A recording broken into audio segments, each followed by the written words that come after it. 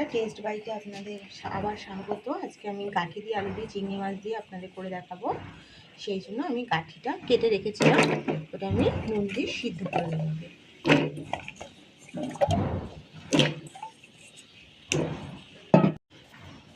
সিদ্ধ করে নেব, গাঠিগুলো সিদ্ধ হয়ে গেছে। এবার আমি এগুলো তুলে নেব। এখানে আমি চিংড়ি মাছগুলো ভেজে নিয়েছি। আদা, শুকনো লঙ্কা, চালমুগড়া, দুটো কাঁচা লঙ্কা, লবঙ্গ, এলাচ আর গোলমরিচ দিয়ে বেটে দিয়ে দেবো। এটা গরম হয়ে গেছে, এবার আমি গাঠিগুলোকে ভেজে নেব।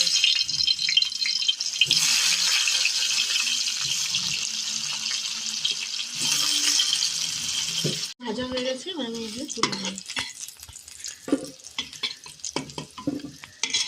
একটু তেল দিয়ে দেবো মোটামুটি। আমি সাদা গোটা জিরে লাল লাল হবে। লাল লাল হয়ে গেছে, এবার আমি আলু কেটে রেখেছিলাম, সেই আলুগুলো ভেজে নেব।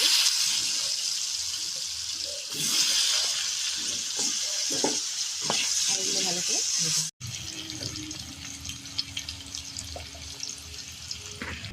আমি মশলাগুলো যেগুলো ভিজিয়ে রেখেছিলাম সেগুলো মিক্স করে নিয়েছি। এর মধ্যে আমি জিরের গুঁড়ো, ধনের গুঁড়ো আর লঙ্কার গুঁড়ো অ্যাড করেছি। এগুলো মোটামুটি ভাজা হয়ে গেছে। এবার আমি এর মধ্যে যে মশলাটা মিক্সি করেছিলাম ওটা দিয়ে দেবো।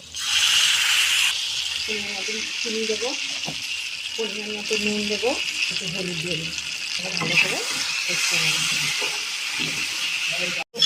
আমার মোটামুটি কষানো হয়ে গেছে এটা। আমি এবার গাঠিগুলো যেগুলো ভেজে রেখেছিলাম সেগুলো দিয়ে দেবো। গাঠিগুলো না দিলে আগে দিয়ে তাহলে এটা মশলার সাথে ভালো করে মিশবে না। এবার গাঠিটা দেওয়ার পরে আমি এটা আবার ভালো করে মিক্স করে নেবো। এবার আমি এর মধ্যে একটু টমেটো সস দিয়ে দেবো।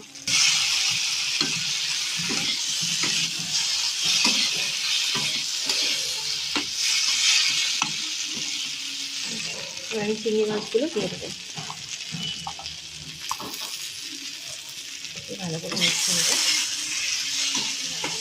হ্যাঁ, ভালো করে নাড়িয়ে নেবো। চিংড়ি মাছ, আলু আর গাঠিটা ভালো করে নাড়িয়ে নেবো। আমার ভালো করে কষানো হয়ে গেছে মশলাগুলো। এবার আমি এর মধ্যে জল দিয়ে দেবো। পরিমাণ মতো জল দিয়ে দেবো।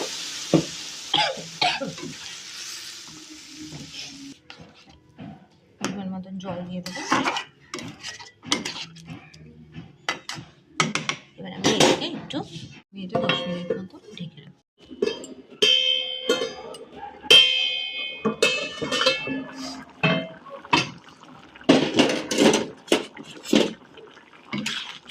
দেখুন, আমাদের চিংড়ি মাছের তরকারিটা মোটামুটি হয়ে গেছে।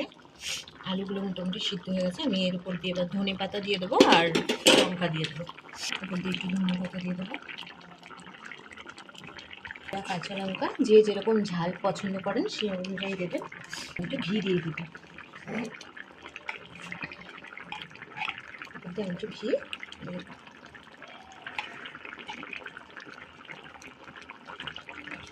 দিয়ে মধ্যে ভালো করে একটু নাড়িয়ে নেব।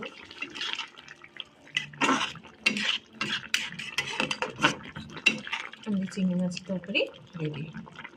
এবার আমি এটা বন্ধ করে খানিকক্ষণ ঢাকা দিয়ে দেবো।